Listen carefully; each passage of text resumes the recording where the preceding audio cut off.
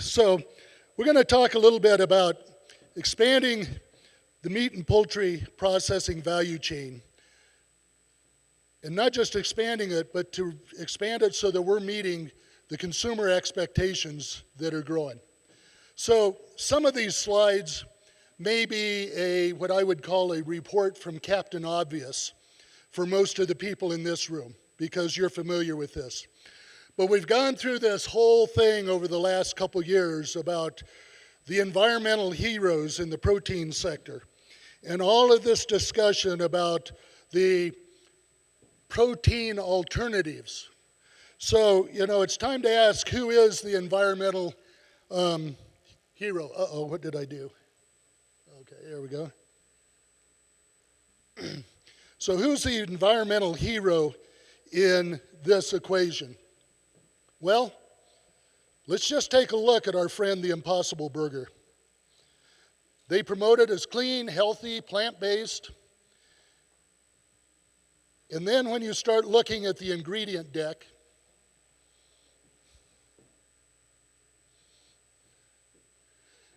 half of this stuff, nobody has a clue what it is. I actually looked up methyl cellulose. If you Google them, that's when's interesting, because its common function is as a stool softener. So boy, I'm sure glad they put that one in Impossible Burger. Now I come from a bison background, but I always say with bison, here's the ingredient deck. And we've really got to get this message out. It's not just bison, but it's all grazers. And so we have a really, really good story to tell when we talk about the grassland ecosystem. The University of California at Davis a couple years ago put out this report, grasslands are a more reliable carbon sink than trees. Now, think about that. Everybody talks about the forests being incredible carbon traps, which they are. But where do they keep most of that carbon? 60% of that carbon stays above ground. When you think about the grasslands, you have those grasses that may be 6 inches or a foot or 2 feet high, but you have those roots that go down deep into the soil that take that carbon and sequester it. And this year really told the story.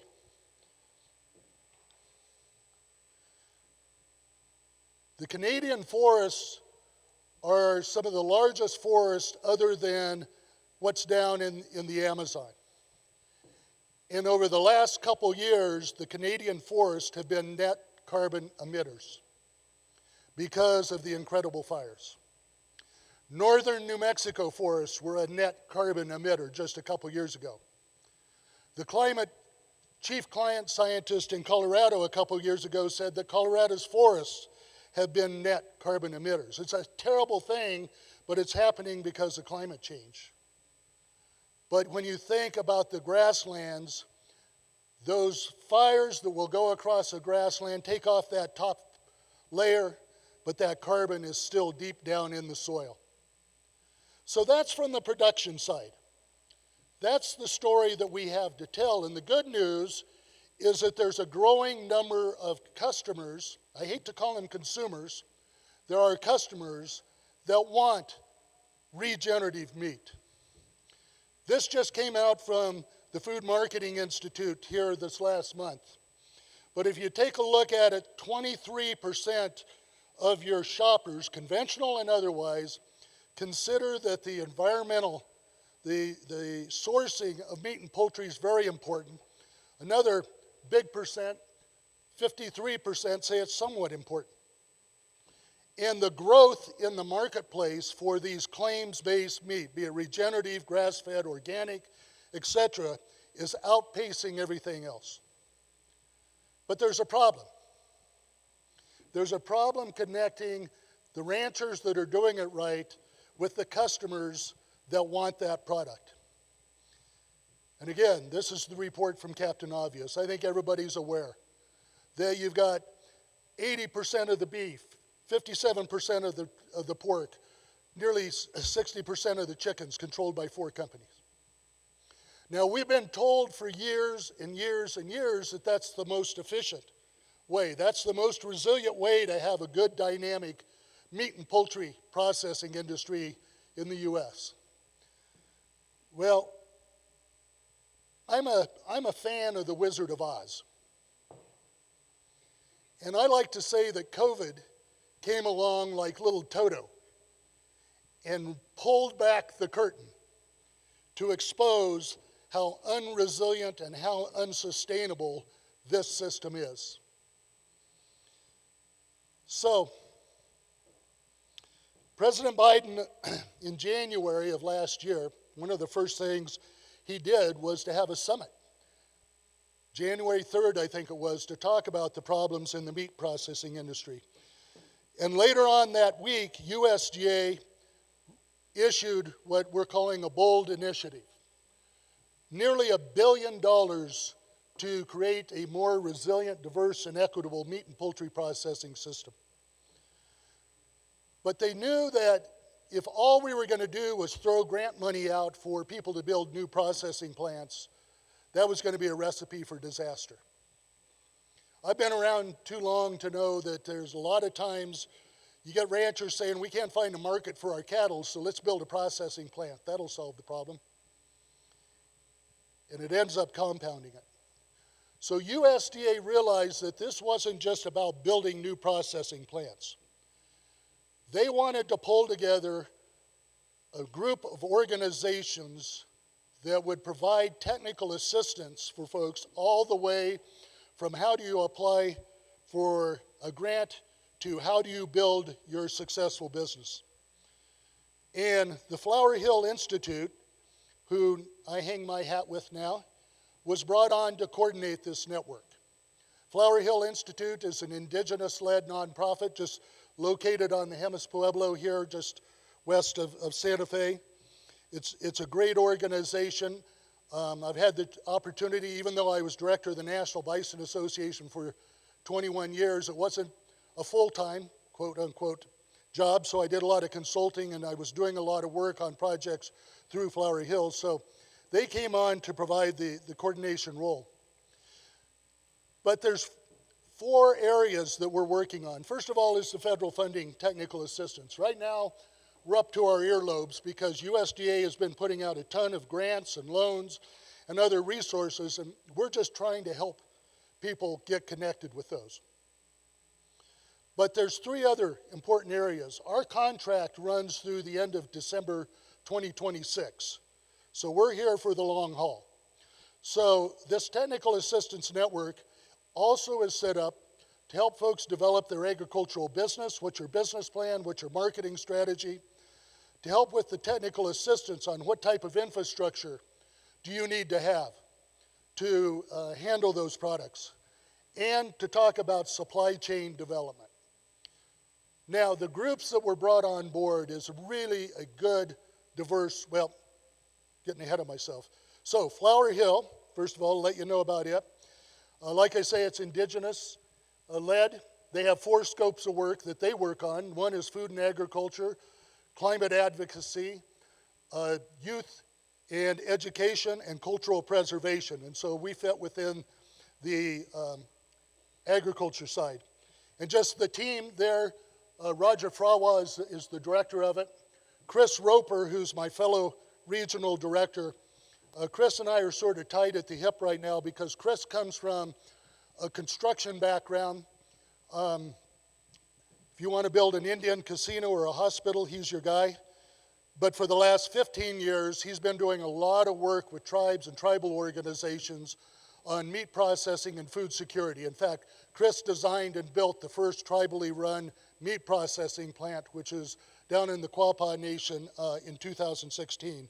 And then some of the other members of the team. So we have a really, really good team with Flowery Hill.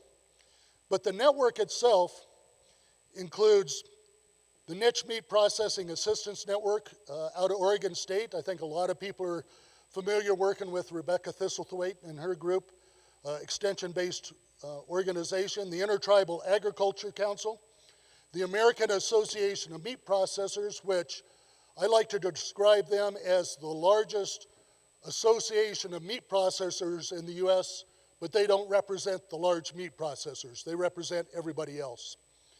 The American Meat Science Association and the Agricultural Utilization Research Institute that are helping us talk about some of the challenges and some of the opportunities for marketing products. And then Tuskegee University, which is really helping us to reach out to underserved producers down in the Southeast and helping us to connect with the HBCUs. And then in addition, we have MOU partnerships with 18 organizations, which I'm proud to say one of those is American Grassfed Association. Carrie has been super about trying to connect us with folks within her network that are looking at these kind of enterprises. But we also have with RAFI USA, Rural Coalition, Latino Farmers and Ranchers, International, Lawrence and Eugene down here, and a number of other groups. So it's really a commitment to reach out to underserved producers. Now, people say, okay, so this is all about building new processing infrastructure. And I always like to say, you know, the processing plant is the last piece of the equation. That really what we're trying to do is work with folks and say, what do you produce? What species? How many? What protocols? What are the cultural considerations? What's the seasonality? How many producers are involved in all of that? The second part is where are you going with it? Are you going into retail, food service? Do you just want to serve your local community? Are you looking at going direct to consumer? And then when we get those pieces answered, that helps tell us what's the infrastructure that helps you connect that point A with point B, those ranchers with those customers. And there's a whole slate of options. There's your traditional bricks and mortar. This is the Osage plant that opened up in December of 2020. Chris and I were involved with that one. There's the mobile processing plants. I know up north here in Taos, they're just refurbishing the mobile Matanza. And there's modular plants. And there's all kinds of other things. Some people are just designing glorified commercial kitchens that they got a group of folks, particularly within tribes, they all process their own meat, but rather than doing it out in the barn, why not have a place that has a rail and a grinder and some packaging equipment so that they can do it right? So as we work with folks, what we try and do is go through a whole matrix of considerations that then help guide you to what is the infrastructure that is right. So right now, we've been up to, like I say, our eyebrows with all kinds of grants that have been out there. There's MPIRG, there's MPEP-1, there's MPILP, intermediary lending programs, et cetera, et cetera. There's one that's open right now that is the Meat and Poultry Expansion Program Phase 2 grant. And I've got some slides here, and I'm just going to blow through these because this grant is due November 22nd. And so if you haven't started writing it right now, you not only need to have track shoes, you need to have a rocket sled on them to get them done. But just, you know, the short thing of it is it provides up to 30% grant funds to help you. You have to have a cost match. It's a variety of things. You can use it for buildings, for land, for equipment. And then it's really wide open, for-profit, nonprofit, states, tribes, a whole group of folks. And then there's a whole slate. If somebody wants to talk about it, catch me afterwards, and we'll sit down and we'll go through it. We'll go through it. Sorry. Usually my voice carries, so I don't worry about that. So the additional priorities, other than the grants, are, first of all, workforce development. How do we work with these projects? That's been identified as one of the key items facing these smaller processors, is how do we get good workforce in our plants? And fortunately, USDA through National Institute in Food and Agriculture has put out a lot of funds for colleges and technical schools and community colleges to put together workforce training, and we're trying to bring that to the front. How do we get additional financing? Well, there's programs that we try and help people connect, because most grant programs don't cover everything. So how do we help you build that stack? And I crossed out the food supply guaranteed loan program, because that was a victim of the budget negotiations last summer. And then byproduct utilization. This is a critical, and to me, this is personal. This is the measure of what determines the success or failure of most processing plants. If you think about it, the margins in meat processing are razor thin. Well, let's take a look at what happens. First of all, hides. The hides that come off that. This morning, USDA put out their drop sheet, and they had the value of butt-branded hides at about $28 a hide. Isn't that great? $28 a hide. Well, that's what you get if you're JBS or XL or Cargill. Now, I was on a webinar last week with a gentleman that has a processing facility that he does 10 animals a day. And they're charging him $4 a hide. It's the same company, it's Darling Industries, it's paying JBS, and charging him $4 a hide. So that's $32 a hide difference. Now, just visiting with Jim Kleinsmith over here at Other Half, he said, okay, so let's take $10 off of there because you got to salt them and flesh them. So that's $22 a hide. Well, he does 10 head a day, that's 25 head a year. That's $55,000 a year difference just in the hides. Now, the good thing is there are leather companies, and again, stop by Other Half there, they'll talk to you about this.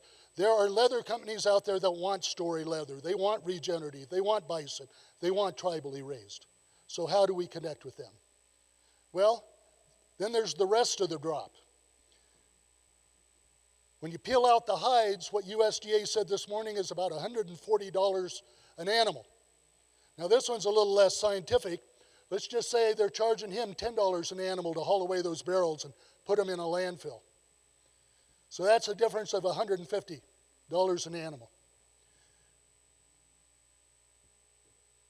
If you think about the cost of having a grinder, some plate freezers, some things to put up those, maybe that's $35 an animal, there's $115, 2,500 head a day, $287,000. The hides and the offal together, $300,000. Don't you think that would make a difference in the profitability of small meat processors? Now, if you think about this, and I have a background in the pet food business, so I really get personal, there's a sea change going on in pet food. Look at this. This looks like the frozen meat aisle at Kroger, right? No, this is the dog food aisle at Petco. Old Roy and dog chow aren't cutting it anymore. You go through there, that looks like what you would buy to feed your family. So we have a huge opportunity.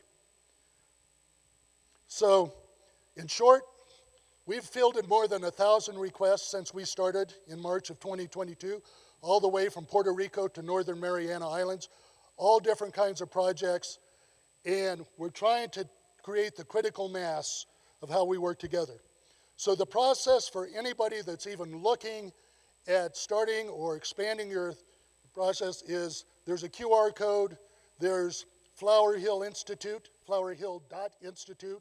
Go on there, fill out a request for technical assistance. We will get back to you within 24 hours. Generally, what we'll try and do is get more information. We'll try and connect you with the right resources within our network. Maybe a Zoom call, it may be while we're in the area, we'll sit down with you, but we want to help you succeed. So with that, that is my contact information along with Chris Roper.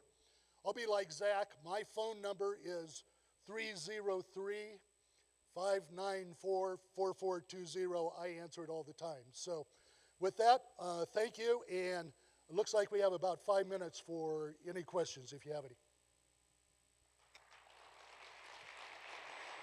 We All right, thank you, Dave.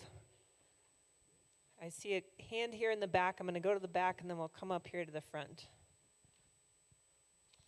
By the way, if you want more information on the Technical Assistance Network, I left some flyers over at Other Half Processing and the trade show, so pick up one of these. Dave, can you explain to me on your map why, say, the Texas Panhandle in that area has none of your services? I'm sorry, what was that? The map that you showed us, and you took it down before I could take a photo, where you show where you have been in all these places, nobody's in the Texas Panhandle. Is that because we have so many of the That's three because large... that's because that map is about 6 months out of date. Yeah. So we Okay, do have folks. We're working with some folks up in Amarillo, outside of Lubbock right now. In Texas, a number of projects. The one that I'm working most closely with right now is called Agri-Unity Texas, and they're located between Houston, San Antonio, and Austin, and it's a group of African-American ranchers that are kind of moving back to their family land. Their families have owned that land for years, but they've just been leasing it out to other farmers. They're reclaiming that, and they're looking at doing some things. So we have a number of folks in Texas, but yeah, the pins on that map are out of date.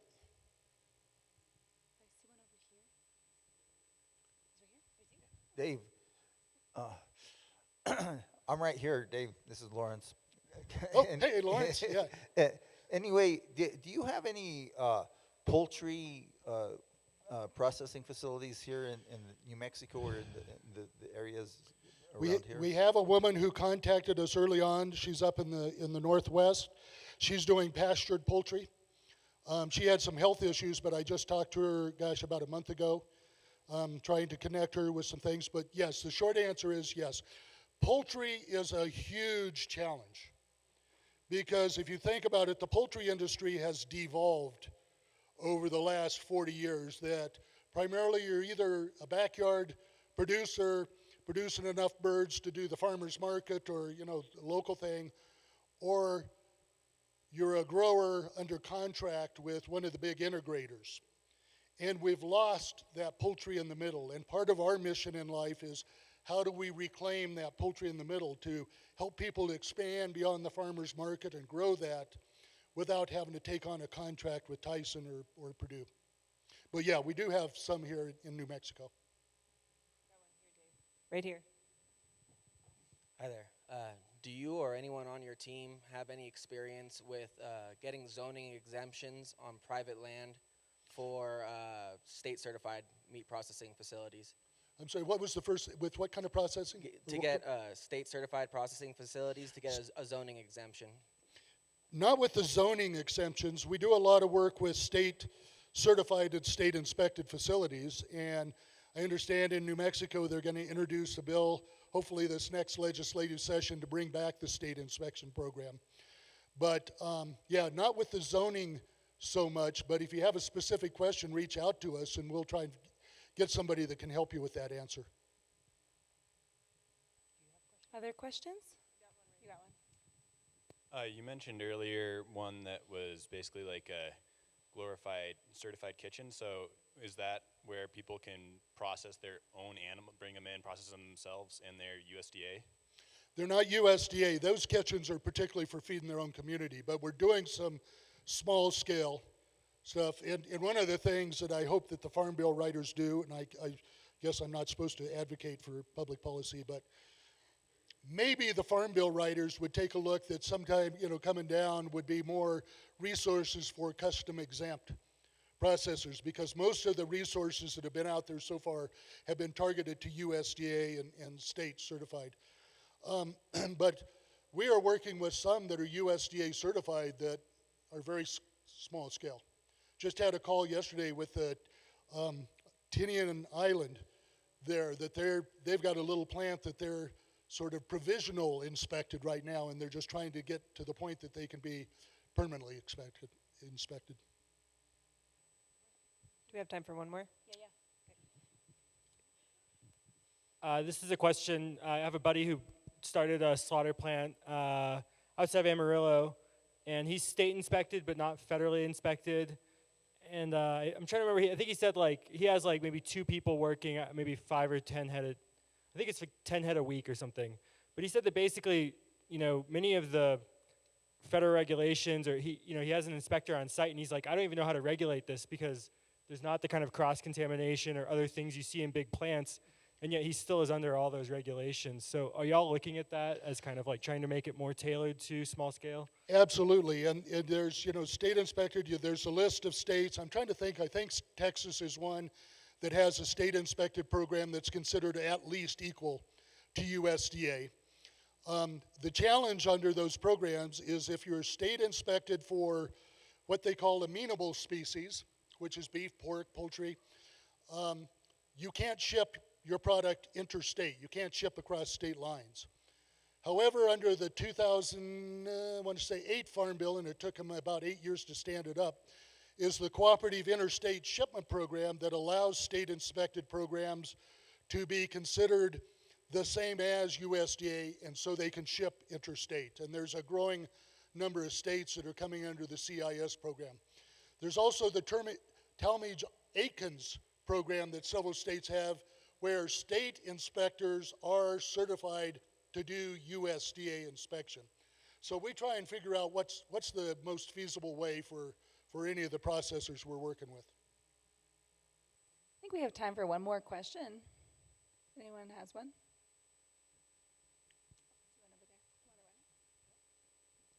Coming with the microphone.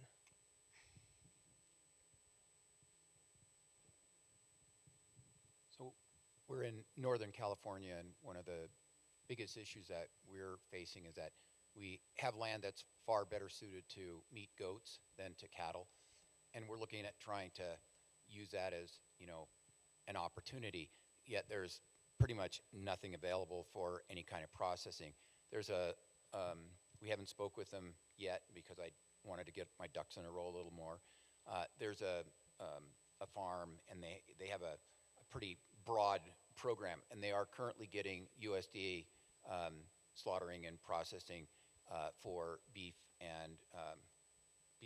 pork, and I think lamb. How hard would it be for them to add goat into that mix of? Not hard at all, particularly if they're doing lamb. I mean, your main thing of, doing beef and lamb/goats is just your handling equipment. You need to have a different knock box and, some things like that. But there are a lot of plants that are out there doing that. In terms, and I'm used to this, I'm a bison guy, so, the data on bison has always been pretty skimpy. But when you think about goats, it's the same way, and goats are a huge opportunity. Goats is delicious meat. And when you think about particularly the cultural aspect, that with the Hispanic, the Latino, the Islamic, plus introducing it to guys like me that say, hey, this doesn't taste like a chewed up tin can. That's a huge opportunity. So that's where, fortunately, Tuskegee University and a lot of the HBCUs have got some real expertise in small ruminant processing and marketing. And so we're bringing that, trying to bring that to the table as much as possible so we can work with folks that are doing that. Yep. Great. I think I'm out of time. Thank you so much, Dave. Can All we right. give him a big round of Thank you. applause?